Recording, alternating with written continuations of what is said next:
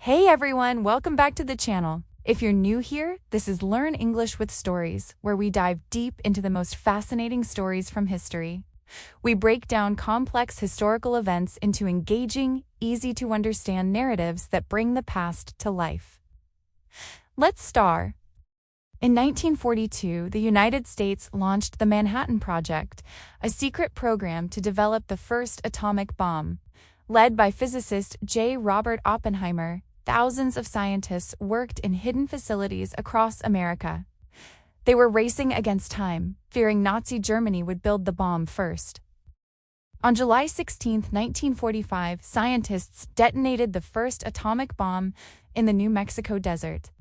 The test, codenamed Trinity, created a blast equivalent to 20,000 tons of TNT. Oppenheimer famously quoted Hindu scripture, "Now I am become death, the destroyer of worlds." The weapon worked. The question was, would it be used? By summer 1945, Japan was losing the war badly. American forces had captured Iwo Jima and Okinawa in bloody battles. Conventional bombing had devastated Japanese cities. The U.S. Navy blockaded Japan. Yet Japan's military leadership refused to surrender unconditionally, citing their code of honor and loyalty to the emperor. American military planners faced a terrible choice. Invading Japan's home islands, called Operation Downfall, would be the largest amphibious assault ever. Estimates predicted hundreds of thousands of American casualties and millions of Japanese deaths. Japan had mobilized civilians to resist the invasion with bamboo spears and suicide tactics. In July 1945, Allied leaders met at Potsdam, Germany. They issued an ultimatum to Japan: surrender unconditionally or face prompt and utter destruction. The declaration didn't explicitly mention the atomic bomb. Japan's government rejected it, calling for continued resistance. This sealed Japan's fate. A committee chose potential targets based on specific criteria: military significance, urban areas untouched by conventional bombing, and psychological impact. Hiroshima, a military headquarters and industrial center, topped the list. Nagasaki, Kokura, and Nagata were alternatives. Kyoto was removed from the list due to its cultural importance. On August 6, 1945, at 2:45 a.m., a B-29 bomber named Enola Gay took off from Tinian Island. Colonel Paul Tibbets commanded the mission. The bomb, nicknamed Little Boy, contained uranium-235. Weather planes confirmed clear skies over Hiroshima.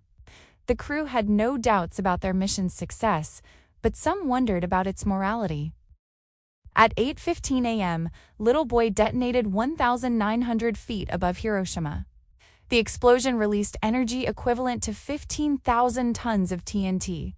A blinding flash filled the sky. Temperatures at ground zero reached over 7,000 degrees Fahrenheit. A massive fireball vaporized everything within half a mile. The shockwave destroyed buildings for miles. The bomb instantly killed an estimated 80,000 people. Thousands more were trapped in collapsed buildings or burning alive. Shadows of vaporized people were burned into walls. Survivors stumbled through rubble, skin hanging from their bodies, blinded and burned beyond recognition. Fires created a devastating firestorm that consumed much of the city. Within days, survivors began experiencing mysterious symptoms: nausea, bleeding, hair loss, and organ failure. This was radiation sickness, something doctors had never seen on this scale. People who seemed healthy suddenly died. The black rain that fell after the explosion was radioactive. The bomb kept killing long after detonation. Japan's military leaders initially downplayed the attack, claiming it was conventional bombing. Emperor Hirohito was horrified, but generals argued for continued resistance. The Supreme War Council was deadlocked. Some leaders still believed they could negotiate better surrender terms. Then came devastating news. A second atomic bomb was ready. On August 9, 1945, another B-29 called Boxcar carried a plutonium bomb nicknamed Fat Man toward Kokura, the primary target.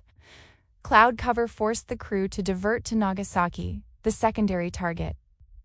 At 11:02 a.m., Fat Man exploded over Nagasaki's Urakami Valley with even greater force than Little Boy. The Nagasaki bomb was more powerful, equivalent to 21,000 tons of TNT, but hills contained the blast. Still, 40,000 people died instantly. The Mitsubishi arms factories were destroyed. The Urakami Cathedral, Asia's largest Christian church, was obliterated. By year's end, another 40,000 would die from injuries and radiation. On the same day as Nagasaki, the Soviet Union declared war on Japan and invaded Manchuria with overwhelming force. Japan now faced nuclear annihilation and a two-front war. The Soviet invasion shattered Japan's hope of negotiating peace through Moscow. The military situation was completely hopeless.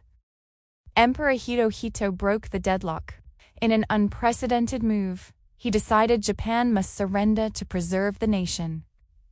On August 15, 1945, Hirohito addressed the Japanese people via radio for the first time. He announced surrender, citing a new and most cruel bomb. Japan had finally accepted unconditional surrender. By the end of 1945, over 200,000 people had died from both bombs. Hiroshima and Nagasaki were radioactive wastelands.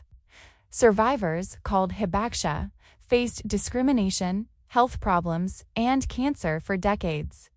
Children born to survivors showed increased mutation rates. The cities were rebuilt, but scars remained both physical and psychological. Was dropping the bombs necessary?